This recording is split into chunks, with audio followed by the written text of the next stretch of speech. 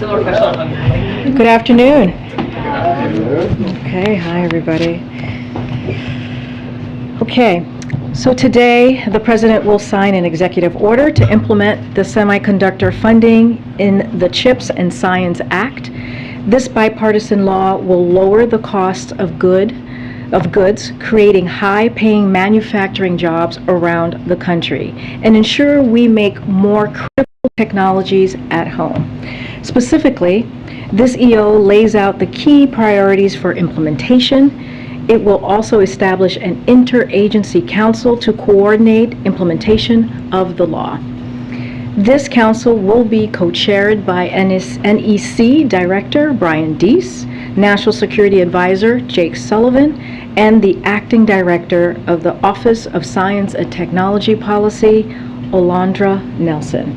And today, the Department of Commerce launched chips.gov. It's live now. You should go check it out, which is a one-stop shop for funding opportunities, timelines, application, requirements, and so much more. With that, see, just one topper today. Go ahead, Amr. So back on student loans, I wanted to ask you, Congressman Tim Ryan and Senator Bennett were among Democrats that have made the point that the administration should have targeted the student relief and proposed a way to pay for the plan.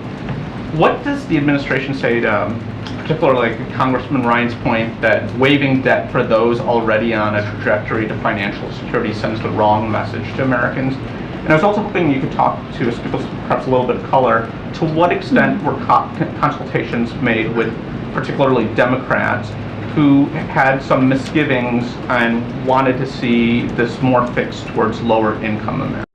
So just a couple of things, because you asked me a bunch of things there, Amr. So first of all, this was a campaign promise that the president made, as we all know, during the campaign back in 2020, and he had wanted to make sure that he gives that little bit of breathing room to Americans who really need it. And this was targeted. This was targeted for Americans who are making less than $125,000.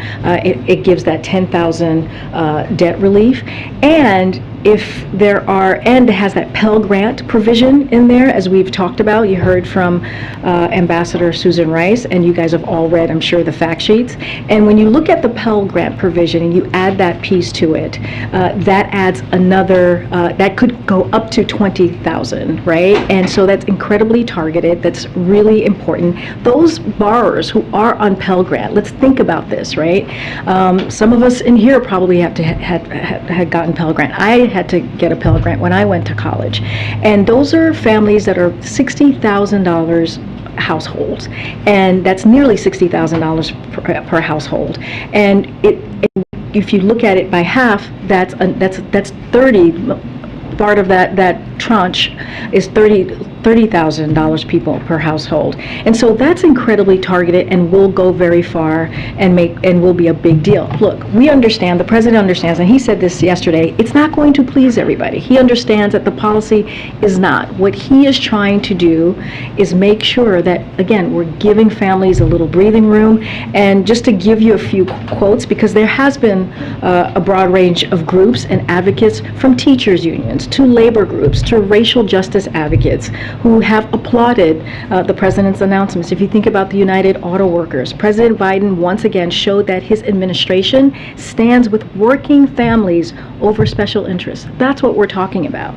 American Federation of State, County, and Municipal Employees, this is AFSCME, today's historic actions puts money back into working people's pockets and frees thousands of families from crippling debt. That's what we're talking about. American Federation of Teachers, AFT, you all know them. This administration's decisions have been a game changer. And lastly, Representative Clyburn, this will help free borrowers, especially borrowers of color, from the crushing burden of student loan debt, and help make higher education accessible, affordable to all. And to your other part of your question about who we spoke to. We are constantly in conversations on all these types of big issues, big announcement, whether it's legislation, whether it's executive action that we take with Congress, with groups, and people who are really going to be affected by this. That is important to the president. And the way that we see this is a smart, fiscally balanced approach to deal with an issue that does indeed cripple families.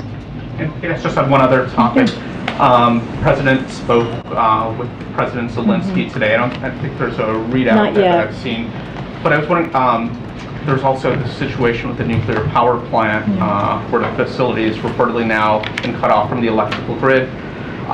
Was that discussed during today's call? And I guess what is the administration going to do to try to safeguard the situation so that the situation doesn't turn into a disaster? We'll have a readout to all of you shortly. Let me just give you a couple of lines here. The president reiterated the United States support for Ukraine as they defend themselves from Russian aggression, including yesterday's announcement of nearly $3 billion in weapons and equipment. He congratulated Ukraine as it marked a particularly significant Independence Day this week and shared his admiration for the people of Ukraine and its armed forces as they continue to inspire the world with their dedication and freedom. Again, we will have more detailed readout to all of you as it relates to ZNPP. Look, a nuclear power plant, and I believe I said this yesterday, should never be an active war zone. And so we have said Russia should agree to demilitarize the zone around the plant and agree to allow an international Atomic Energy Agency visit as soon as possible to check on the safety and security of the systems. This is something that did come up in the conversation, but I don't want to get ahead of the readout, and I'll let NSC put that out momentarily. Okay. Thanks much. A few more questions just on the student loan debt forgiveness. You guys yesterday confirmed that the form that millions of borrowers are going to need to essentially apply for this, it to show they're eligible, is not yet ready. Yeah. We saw overnight that studentaid.gov was having some serious delays. Did the administration roll this out before it was ready? No, not at all. Look, we have said for a very long time, for some time now, you've heard from the president directly, that we would have a decision by August 31st. This is something that you all have been asking about, talking with us at this podium, or when we have conversations with you outside of the briefing room, that this is something that he wanted to really take his time, figure out the ways to do this. Remember, we talked about having the legal authority, which that went through. You guys can go to the Department of Justice. It lays out the legal review that was done on this. And so this is, again, incredibly important. We will continue to tell people to go to the website, or you can go to wh.gov. There's a banner there. People can just click, and you can actually give your email and get those updates. There will be some folks, I think there's about 8 million people who we have their information, or the Department of Education has their information, and so it would be automatic, and some folks will have to actually go and figure out how this process works, and they can go to the website. But for everyone else besides those 8 million, if they have to wait for these forms and they have to apply and they have to hear back, can you guarantee that everyone who qualifies will see their balance shrink before repayments start being due next year? Look, this is something that we want to make sure it happens right away. I don't have a timeline for you. That is something that the Department of Education is going to work on,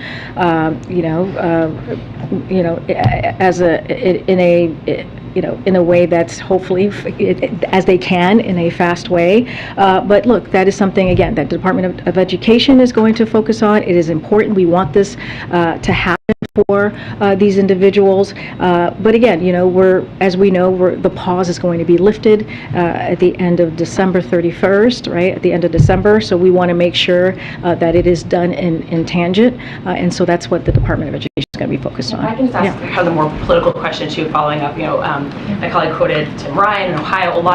What a lot of the Democrats have in common, those who've been pushing back and sort of distancing themselves from this announcement, what they have in common is that they're pretty vulnerable politically, or they're in tough political races.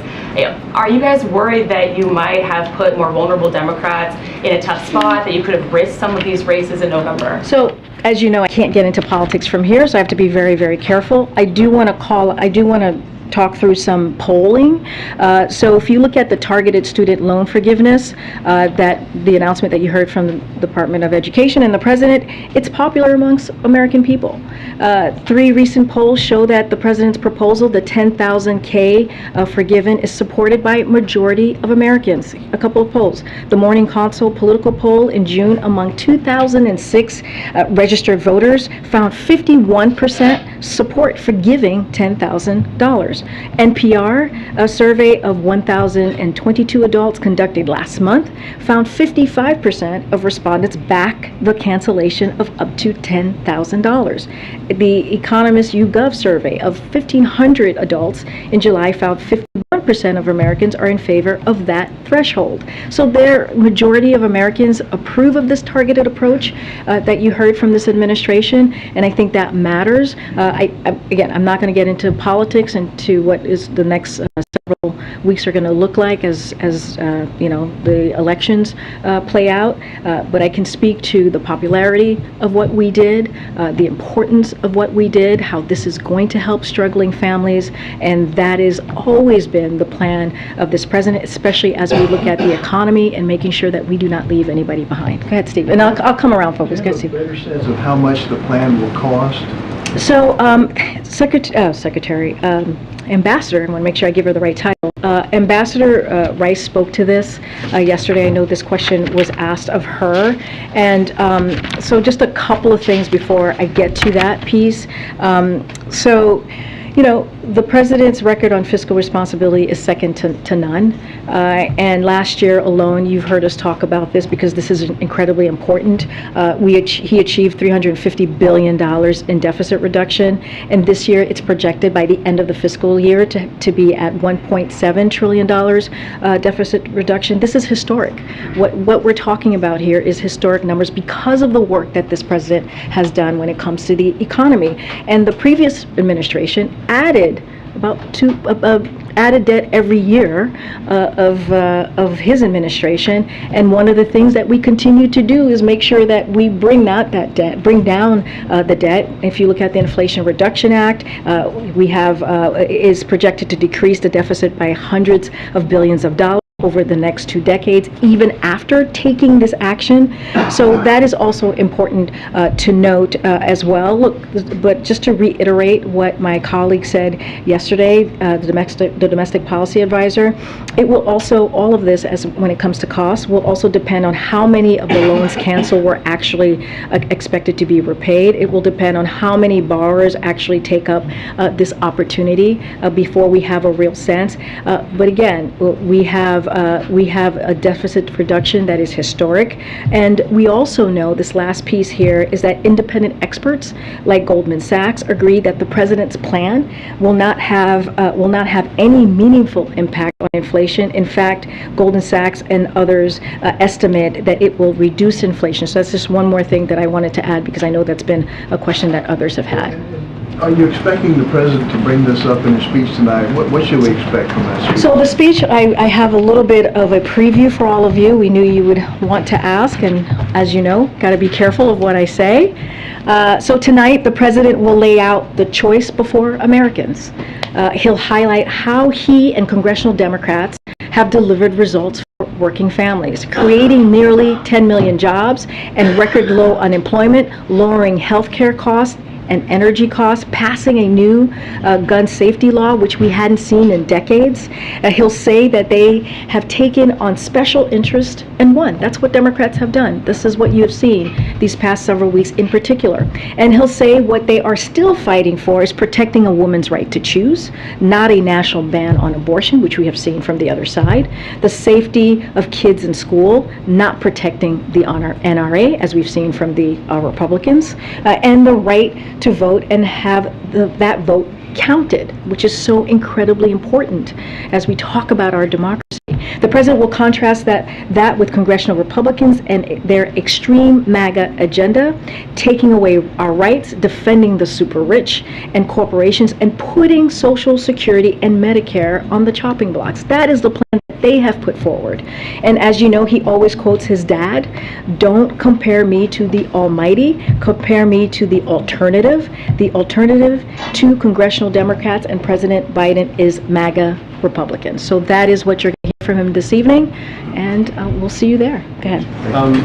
It seems inevitable at this point. Is the administration prepared for potential legal challenges to the legal basis for the student loan? So as you heard from the ambassador yesterday, she talked about this specifically because she was asked, and we saw our legal authority through the HEROES Act. That is the legal authority that we are using in order to move forward with this.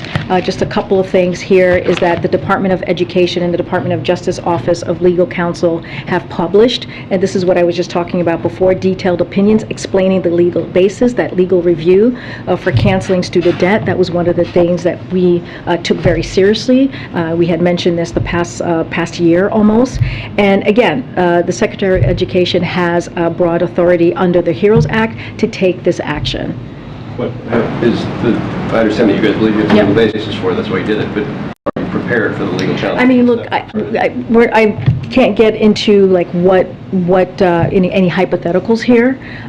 What we know and what we have done is taken a look of our legal authority and how we can make this happen, and we went with the HEROES Act, and we feel pretty confident about that. But I just don't want to get into hypotheticals on that at this time. Okay, and then one more, because I think the President's going to bring it up tonight, but the President directed the HHS Secretary to take 30 days and come back with a review on a series of issues in executive order.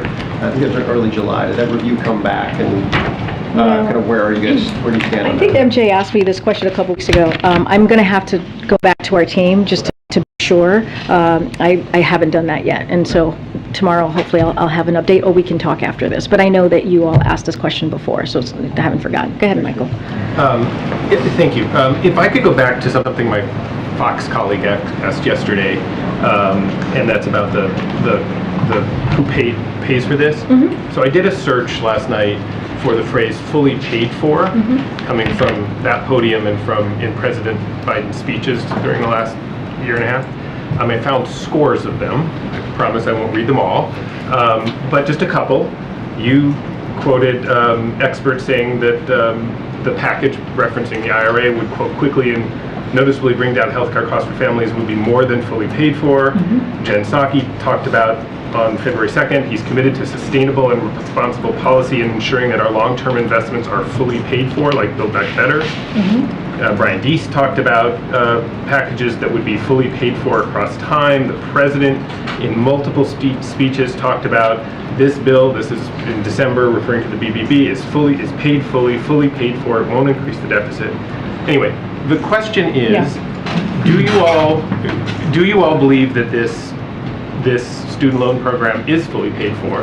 And if it's not, why does the president think it was important to have all of his other spending priorities fully paid for to be fiscally responsible, but not this one? So we do, so this, again, this is the question that my colleague here, Ambassador, got. So we have to get a better sense, right, of what we're talking about as far as cost. Wait, let me just say that out loud. She is the domestic policy advisor, and when she was asked that question, so I just want to iterate what she said. But we do believe it will be fully paid for because of the work that this president has done with the economy, because of what you just said. What I just said is what we have done to bring down the deficit reduction. That matters, and the work that we'll continue to do. Look, when you look at IRA, it is also that $300 billion deficit is going to matter, right? When you think about that $1.7 trillion by the end of this fiscal year is going to matter as well. And also, here's the thing: when we talk about the pause being lifted, that's going to bring $50 billion per year back into the Treasury, right? That was actually not happening throughout almost for 2 years now. So that's going to be coming back at the same time that basically people are getting these benefits from this plan. Just to clarify, though, the previous, whether it was the Build Back Better proposals or IRA or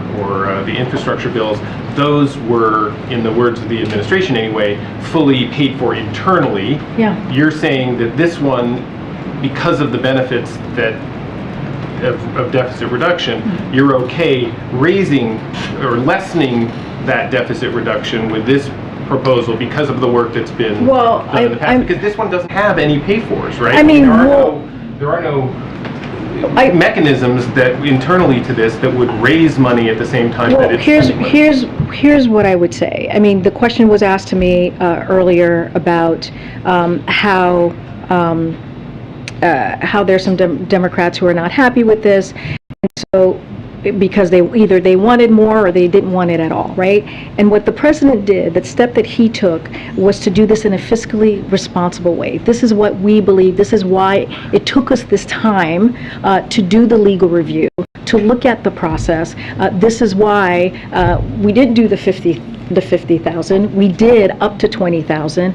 This is why my colleagues here at the podium said, well, let's see who actually takes advantage of this. Then we'll have a better sense of what this is actually going to cost. But when you think about the $50 billion that goes back into the Treasury, when you think about the lowering the deficit that we have, which is historic, the 1.7 trillion, the 350 billion the first year of the president's administration, that matters. And it is, it is one of those things that, always welcome this conversation, but what we have done is fiscally responsible. What the last administration did was not. It just was not. And what they did with cutting taxes for the wealthy, 85% of folks making it went to 85% of folks who were making more than $75,000 a year. We're actually doing the opposite. And it should matter that this president is trying to give some breathing room for people who've been literally crippled by this by this pandemic, by what has happened the last couple of years. And so again, the way we see it is we've done it in a fiscal balanced, responsible way. We will see who takes advantage of this, but this is going to help 43 million people. And just think about it, if people are saving a little bit of money, right, they are going to go buy that house. They are going to start a family. This matters in so many ways. That matters more than keeping the deficit lower by including something that would offset whatever the cost might be. Yeah, I mean, look, we don't believe that it's going to increase the deficit, because what we're saying that is the 1.7 trillion, right? We've done the work, right, to lower the deficit. Also, $50 billion per year is going to go back. But that 50 billion was already, it's already was yeah, there. but we were getting we were getting zero. The Treasury was getting zero for the last 2 years. They still owe that They money. still owe that money. I know, I understand that. I get what you're saying, but there's also an argument that I'm making as well, is that we're putting money back into the Treasury, which matters as well. That is going to happen. A judgment on which is better or not. I'm just trying to understand, I think, as some of my colleagues are, if what you guys are saying here is basically the president made a determination that helping people with their debt is important enough, and in your words, matters enough to spend what could be, estimates of $300, $400, $500 billion, without explicitly saying where that money is coming from, and that will, obviously, and that you're willing to use the deficit savings that you have claimed to do that. And I guess that's what I'm trying to No, And I'm trying to explain to you how it will offset, how all of this would be offset once the pause is lifted, and also once this process with the student loan is also done. So there is a process here, right, that is, we believe is going to offset that. Right? Okay. I know. All right. Well, I'm glad that I've exhausted you, Michael. That is rare to exhaust you. I know. Usually you don't get exhausted. All right. Go ahead, Peter. If I could ask you, just following up, I have some follow-ups on one quick one on that. We heard from the Committee for a Responsible Federal Budget today. You guys can't estimate what it'll cost. You want to see how many people take you up on it. But they estimate cancellation will eliminate about $550 billion in federal student loan debt. They say, however, we project that the overall amount of outstanding federal student loan debt will return to $1.6 trillion, its current level, within 5 years. So is the president committed to doing this again, or is this just a one-time deal? You're asking me about hypothetical that I don't. Well, I guess I'm asking, let's not be so specific if that's not hypothetical. They say, this nonpartisan organization says, it's just going to go back up again. So is the president okay with this just being like a temporary relief thing, and then it's okay, and taxpayers will pay? It is a little bit of a hypothetical. You started off asking me the question that we don't know what the number is, which we don't. We have to see what in order to for me to fully answer that question. Does the White House believe that it will not go up again, that the federal student loan debt will not go up again, and that the ideas that the ambassador yesterday presented will stop the rising cost of college, and that debt will not continue to rise? So look, when we talk about the rising cost of college, and I know this question, and you're talking about tuition. So look, we have taken steps on colleges raising tuition. This is something that the Department of Education, Secretary Cardona, takes very seriously. He's been closely watching, and he's going to hold colleges accountable for raising costs without delivering additional value. So a couple of things, those measures that we have taken, because I think this is important as you're asking me this question for Americans to hear. We reinstated an enforcement office at the Department of Education. We terminated a college accreditor that had previously followed colleges and that defrauded borrowers to get access to federal student loans, and we're rolling out new resources to help students make more informed decision on which schools will better deliver. So these are steps that he is taking. We will monitor, we will crack down on anybody who is acting in this way, that is defrauding students. That is something that you heard from Ambassador Rice herself. And then we have taken other steps, right? We have taken other steps through the American Rescue Plan to provide $40 billion for colleges and universities to support students, particularly at community colleges and minority institutions. And another thing that we've done is ask for Pell Grants to be doubled and a lot more. So we're going to try to do our best to keep those costs lower as we talk about tuition. But if we're going to do more, and we just have to see what that number looks like. Understood. I'll let others litigate that. Let me move on to the topic I wanted to ask you about, which is the event that's taking place tonight. I know there's only so much you can say as it relates to politics, but just as the White House controls his schedule, how often should we expect to see the president going forward on the campaign trail, this being the sort of first formal pre-midterm event? And separately, what do you say to those candidates who don't want to campaign with him given his low approval ratings or low popularity perhaps in some states? Tim Ryan in Ohio said, we haven't asked President Biden to come, we have no expectation or no plans to ask him to campaign. Michael Bennet in Colorado wouldn't even comment on it. So I'll say this, look, Democrats, as we know, has a lot to talk about. They have delivered for the American people, and especially as we've seen the last couple of weeks. Again, the Inflation Reduction Act, you think about the burn pits that's going to expand services for veterans who have put their lives on the line for our nation, which is incredibly important. You think about the CHIPS Act, we just talked about what an executive order that the president signed to really make sure that gets implemented in a responsible way, and also the CHIPS.gov went live. We have a list of things. Let's not forget the bipartisan infrastructure all historic pieces of legislation that we are going to go out there and make sure that the American people are aware. We put out a memo, as you all know, a couple weeks ago, talking about that particular specific thing. I can't get into politics from here, as you know very well, But Peter. it's not politics. Well, no, you asked me, But you control his schedule. No, can get but you into asked me, but you specifically asked me how much is he going to get out there to campaign. I can't. But the White House does control No, the schedule wait, now? Okay. I'm about to answer. I'm just saying that with a preface that I need to be careful on what I say. Look, the president loves to go out there and meet with the American people. He wants to be out there and travel as much as possible. He has something that he wants to say and deliver and let the American people know that we have done, right? And so, will you see the president out there? Yes, you will see the president travel. That is something he wants to do. That is something we all want to see him do as well, get out there. I cannot talk specific about how that's about the campaign. I cannot do that from here. But to those candidates who don't want him to be with them? Again, we have something, Democrats, especially the work that congressional Democrats have I been. guess the president just accept that and says Look, it's part of the deal? The president appreciates working with a lot of some of the members. Some of them are elected officials in their own state. He has good relationships with them. He talks to some of them really regularly. And you'll hear a lot more from the president tonight. I just want to be really careful, Peter. So as you know, we are trying to be respectful of the Hatch Act here.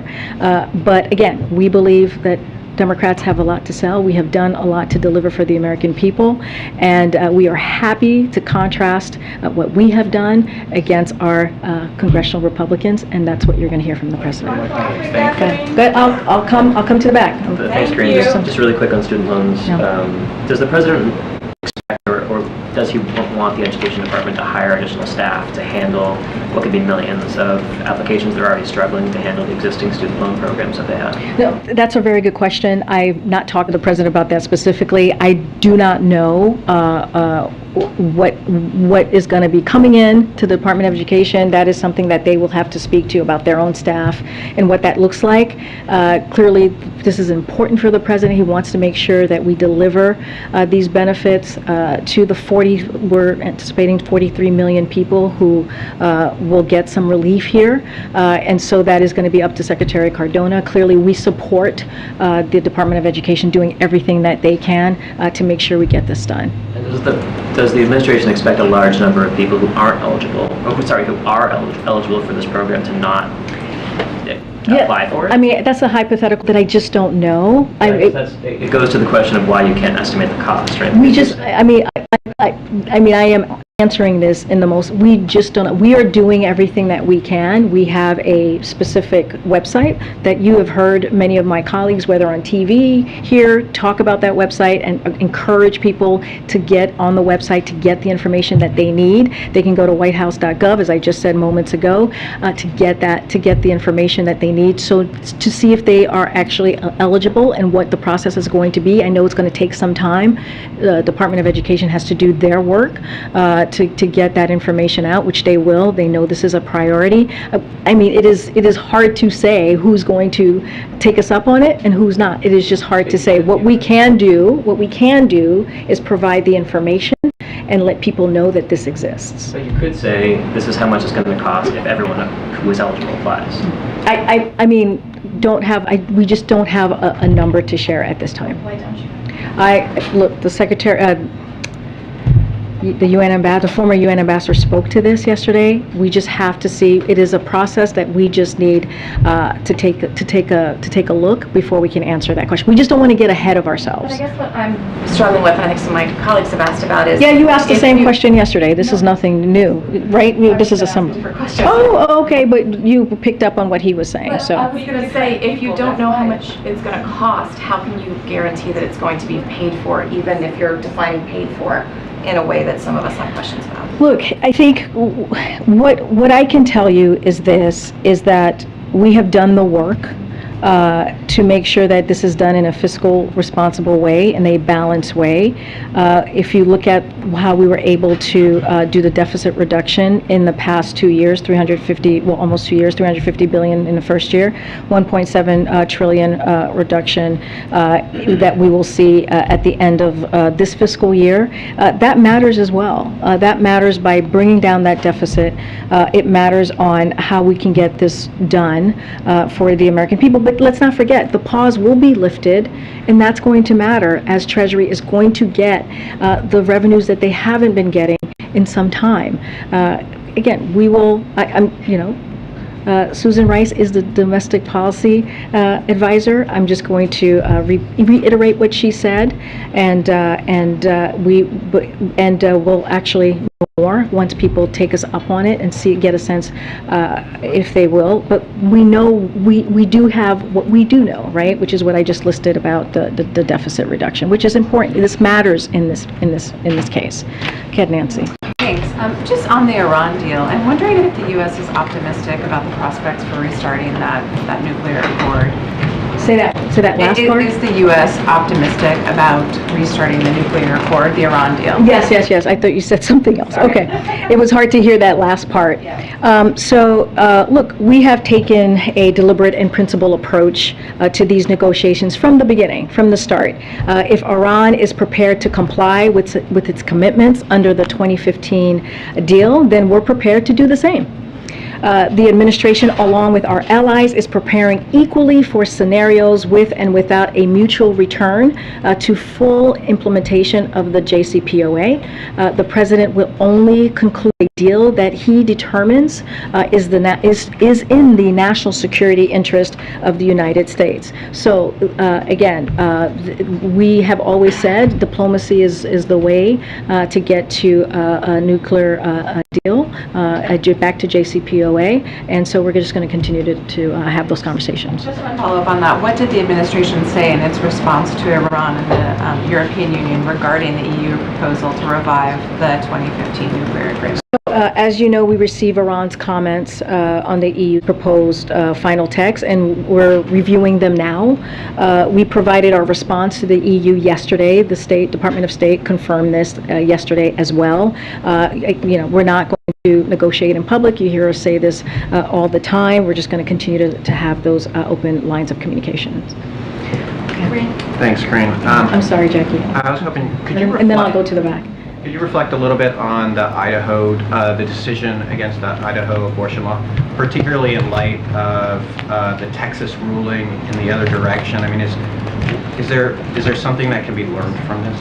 Look, we put out a statement not too long ago about the particular, the Iowa decision. I talked about the Texas decision yesterday, which is the district court affirming that medical providers can deny life-saving and health-preserving care for women, even if they are suffering from hemorrhaging or life-threatening hypertension, which is what we saw about 24 hours and heard from the Texas district court.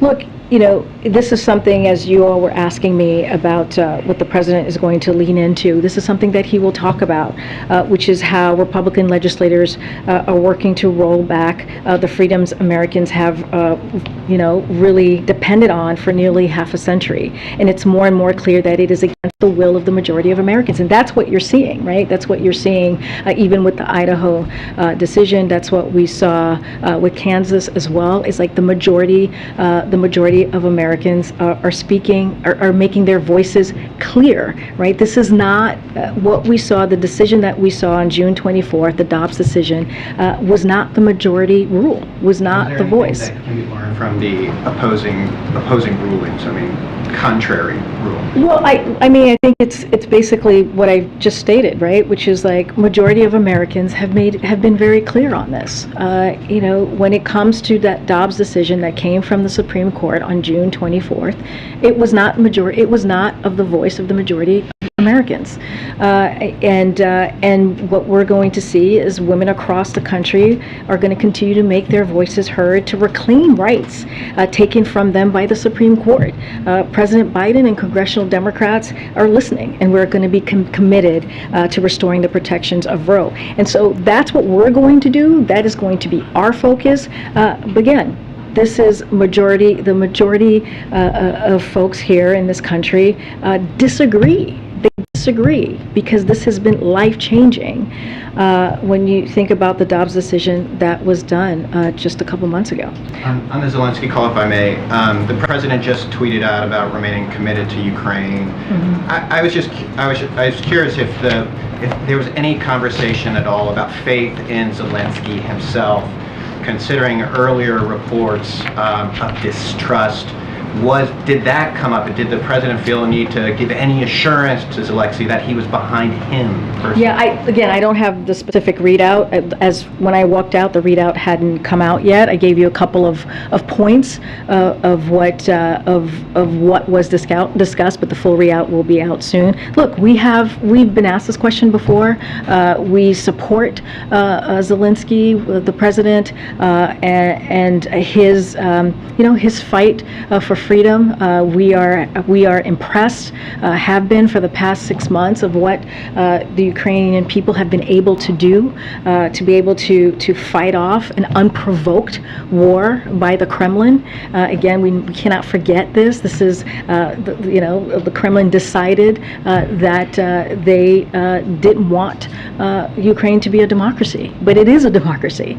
It is a sovereign country. And so we announced the $3 billion tranche yesterday.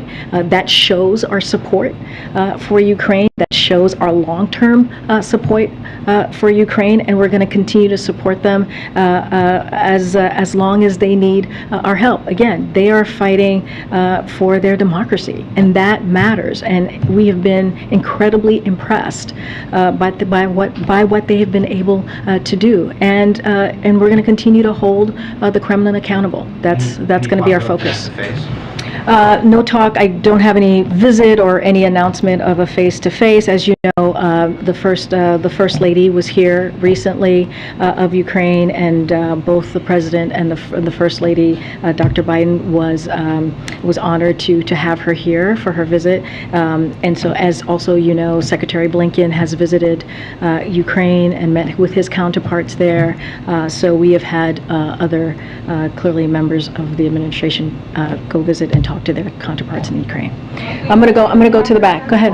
Thank you, Karine. A quick one on the event tonight, and also a question about the questions you can't answer about politics. Sure.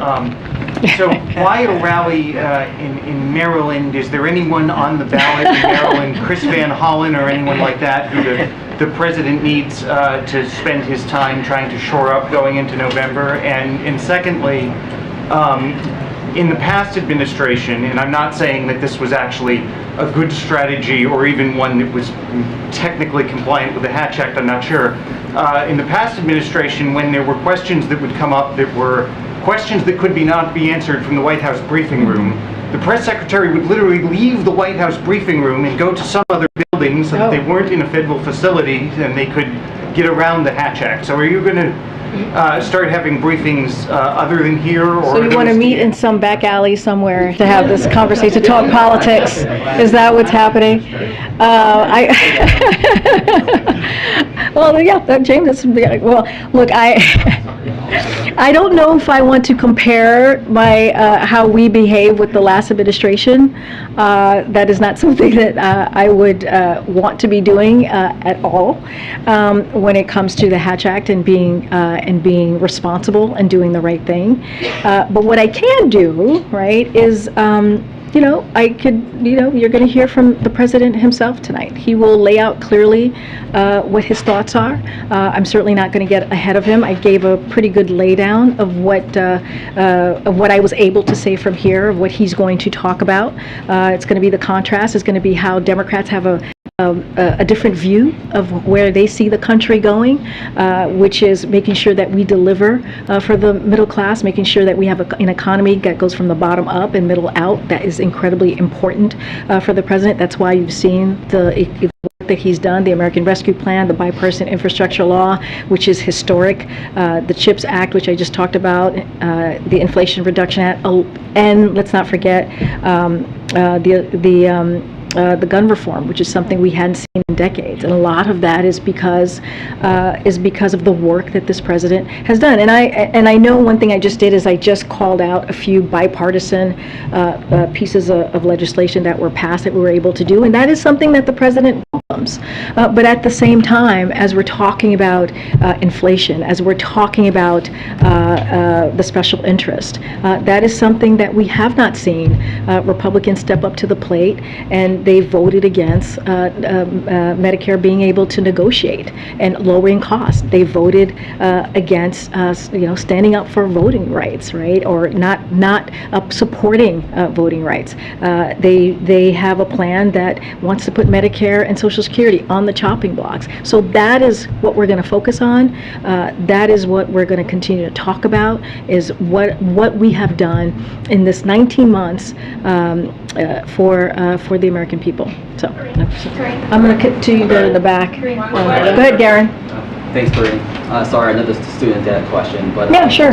I've spoken to advocates who have expressed concern over what they worry could be a bureaucratic hurdle for minority communities. Based on the income verification and application process, they've based this worry on patterns we've seen in minority communities as it relates to them not engaging in government programs because of the paperwork. And they worry that this could hinder access and participation for minority communities.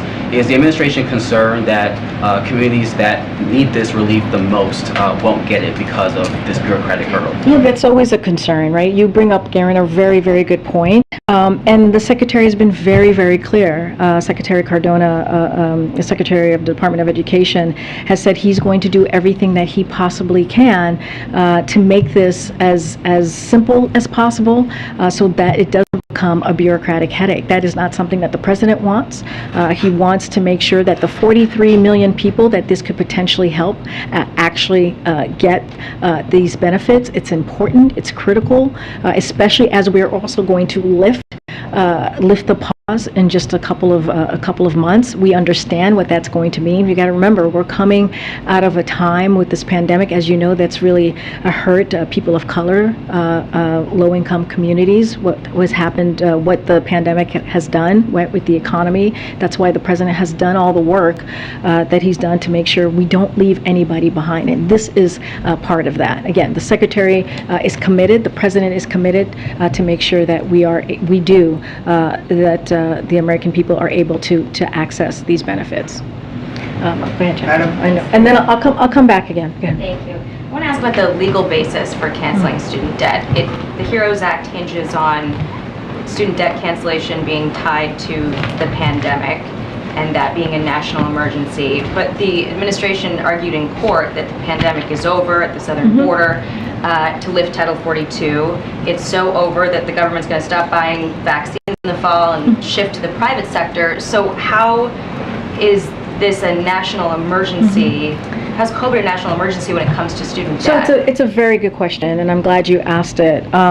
Look, we use the HEROES Act because there are going to be some people, when we lift the pause, that's still going to suffer. They're still going to have a little bit of a hard time.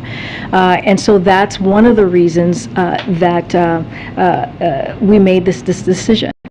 Because as we're lifting up the pause, yes, some folks having not to pay for 2 years has been helpful to them, and we're able to save, and are probably going to be able to pay those monthly payments. But there's going to be some folks who are going to have a hard time. Because of the economy?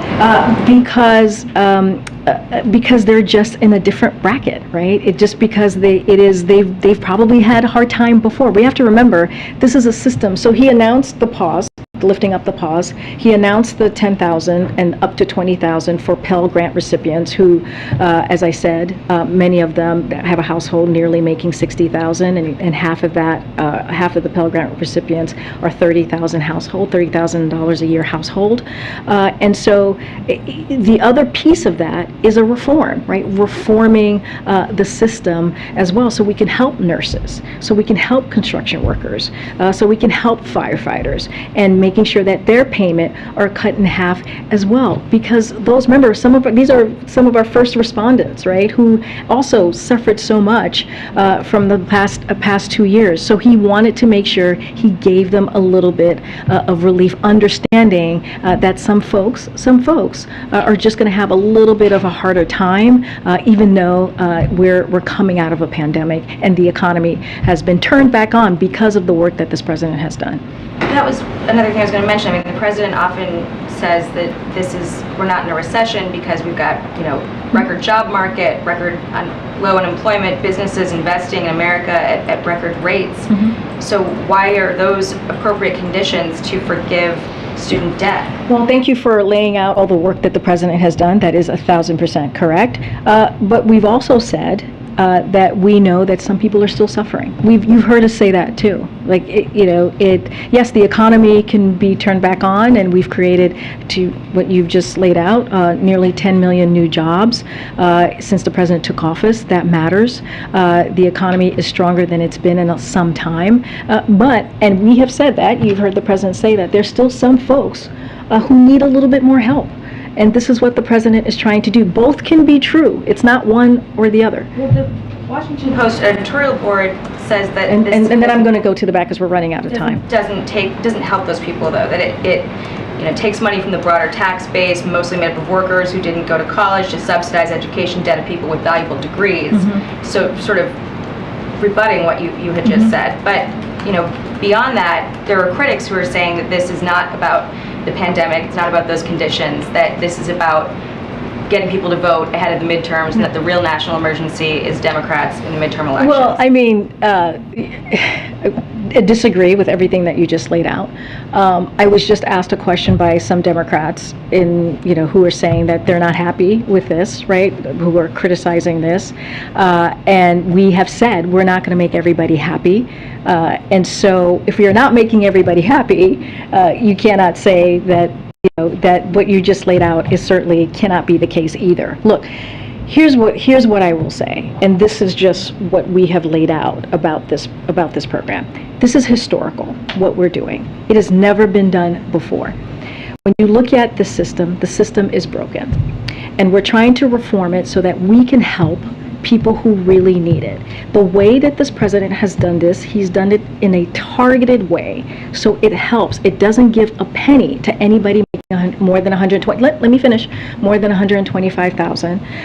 And if you look at the Pell Grant recipients, we're talking about people, again, and I've said this multiple times in this briefing room today, and we said it multiple times yesterday, $60,000 household. We're talking about $60,000 household. And cut in half, right, there are people we're talking about people, Pell Grant recipients that are at $30,000 households. I mean, that's the people that we are going to help. Again, nurses, construction workers, when you think about reform. I mean, we've just gone back. You've made your point. I've made my point. I'm going to move on because we are actually running out of time. Go ahead, way in the back. Go ahead. No, way in the back. Owen. Thank you. And then next to Owen. Thank you. Good afternoon, Karine. Thank you. I want to take your attention to Nicaragua, if you would, please. Daniel Ortega's regime just abducted a Catholic bishop, throwing priests and seminarians in prison. They're shutting down Catholic media outlets. I'm sure the White House is aware of this, the latest persecution of Catholics there in Nicaragua. What's the White House response to these latest developments? Okay, so there has been a dramatic deterioration of respect for democratic principles and human rights by the regime in Nicaragua, including the imprisonment of democratic leaders, members of the political opposition, students, and journalists. The Biden-Harris administration finds this unacceptable and condemns these actions. The United States and members of the international community have already taken a number of actions to promote accountability for the regime's actions and will continue to do so. I'm just going to move around because, go ahead, next to Owen, next to Owen. Student loans, you said that the administration is working to crack down on colleges for increasing costs as high as they have been. So specifically looking at how you guys are working with state and local governments to lessen the burden for future students, for the next generation. So the actions the President announced yesterday benefits borrowers, including future borrowers, by cutting monthly payments in half. This is the reform that I was talking about just a moment ago, and that's important, right? When we're talking about, I had some examples here that I can use in a second. But when we're talking about construction workers, right? When we're talking about nurses, we actually had this in our fact sheets that was really important. As well, so if you think about, construction workers in particular, who is making $38,000 a year, and this is going to be for future folks as well, a year with a construction management credential would pay only $31 a month compared to the $147 they would pay now. That's an annual savings of nearly $1,400. This is because we are reforming the income-driven repayment. That's why we're able to do that. Go from 10% down to 5%. A single public school teacher making $44,000 a year would pay only $56 a month on their loans compared to the $197 they pay now. That would mean an annual savings of nearly $1,700. A nurse making $77,000 a year who is married with 2 kids would pay only 61% a month compared to the $295 they pay now. That's an annual savings of more than $2,800. This is what we're talking about, reforming a system that's broken for people who are really truly needed. This is why we said we did this in a targeted way, and a current or future borrowers making roughly the equivalent of $15 minimum wage won't have to make any payments at all. So this is what we're talking about, and this is why this is so important, again, to give people a little bit more of a breathing room. And I'm going to go to you, Joey. I don't want to miss you. Local governments on this to... Well, the Secretary of Education and his team certainly will be to do that, and have been when we're talking about cracking down. I think that was originally your question. And so this is clearly something that the Department of Education is focused on. Go ahead, Joey. Thanks, Karine. Will the administration eventually release a cost estimate on the student loan forgiveness plan? In other words, you don't have one yet, but moving down the road will... Yeah, I mean, that is something that the Department of Education is going to lead, because this is something that this is an action that clearly was taken by the Department of Education. I don't have any more to speak on to that, just kind of relay back to what the ambassador said yesterday. And then secondly, what was giving President Biden hesitance about doing this program earlier, or the student loan forgiveness earlier this year? In other words, he dragged out this decision for a long time. Was he concerned about inflation? Was he, why didn't he make this call back in April? Well, he wanted to do it in a fiscally balanced way, and there was that legal review. I remember when you guys were asking us this question, we wanted to make sure the legal review was done. That is up on so it's just a matter of getting the legal authority? I think that's part of it, right? That's part of it, getting the legal authority. Another part of it is making sure that he listens to everybody. His economic team, right? He has conversations with congressional members. He has making sure that he hears from all the important voices as it comes to this issue. And so that is something that the president did. He made a campaign promise, and he wanted to stick to that campaign promise, which he did, and he actually exceeded that promise because of those conversations that he was able to have. Thank you. No problem. I'm going to take two more. Matt, and then I'll go back one more. Yeah. I have a quick question. You've said a couple times that this is a fiscally responsible way of doing this. But can you explain a little bit about how you guys think it is fiscally responsible? Because you can't say how much it's going to cost. You can't say exactly how it's going to be paid for. And you can't say exactly who is paying for the cost. I get how you're arguing that it helps certain populations, but how is it fiscally responsible? I mean, the way that we are talking about it and what we're trying to say is the actions that we have taken, and you see this with the way that the deficit has been reduced. We have taken just of the last 19 months, and I see that look that you're giving me there, Matt. I hear that argument that you have taken previous fiscally responsible actions that give you more wiggle room to be Right, it gives us, no. We see this, we do not see this as irresponsible. We see this as a fiscally responsible, balanced approach to doing this. Now, remember, people have said, why don't you do 50,000? We don't want to do that because we want to make sure that we do this in a fiscally responsible way. Again, not pleasing everyone, but making sure that we keep that promise, but also do it in a smart, fiscally responsible way. Again, I'm going to use that word because that is what our process has been. And I use the example of the 350 billion in deficit reduction and the 1.7 trillion reduction in deficit with everything that we've been able to do. The American Rescue Plan, right? The bipartisan infrastructure legislation. And we are still, by the end of this fiscal year, will be at $1.7 trillion in deficit. All of those things matter. And that's the way that we look at it. I'm going to take one more. Policies from this No, but I'm just saying that we have taken. This is the actions that we have taken to show that we are taking this very, very seriously. I'm gonna go around. Matt, we can go back and forth on it. We can go back and forth on it. I was supposed to go to Chris in the back, and I skipped him, so I'm going to go back to Chris. My question is about the marriage bill that is in the Senate. You're not being respectful. Go ahead. To your colleagues, to your own colleagues. As you see, I jump. Okay, go ahead. Go ahead. Respect your colleagues. Respect your colleagues. Go ahead, Chris.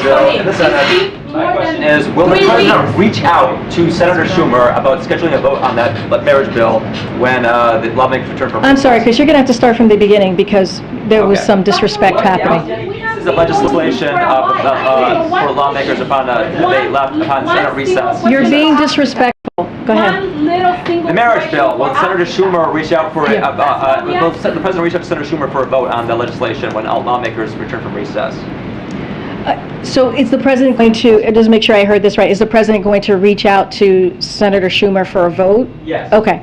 So as you know, we are constantly in conversation with Congress, members of Congress. This is something that we put out a SAP when it first passed the House supporting the marriage equality bill. This is incredibly important to the president. You heard from him back in, I believe, 2012 when he was one of the first voices to talk about how important marriage equality was, being ahead of many others. He has been an advocate for the community. He will continue to be an advocate for the community. So because of that SAP, it showed our support, saying this is something that we want to see pass. I'm not going to get into private conversations that we have had, but certainly that SAP that we put out shows how committed we are and how much we want to see that happen. Folks, I will see you tomorrow. A religious accommodation to get the 60 votes that would be necessary to end the filibuster to get the process moving. Does the administration see value in such an amendment to the bill? Say that one more time. There's talk about an amendment to the bill that would allow for religious, some sort of religious accommodations in order to get the 60 votes to get the bill advanced. Does the administration see value? So, as you know, we've always said we leave the mechanics of the Senate or Congress, in this case the Senate, to the Senate and the leadership, but we'll continue to have those conversations. This is an issue that is, you know this, Chris, tremendously important to this president. Guys, I'll see you tomorrow. Why the White House decided that